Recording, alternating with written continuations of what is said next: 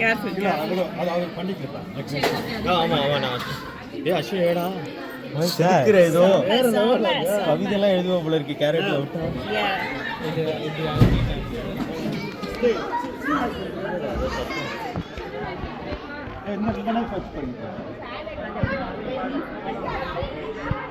பார்த்து சின்ன நைஃப் எடுத்துக்கோங்க. நல்லா தான்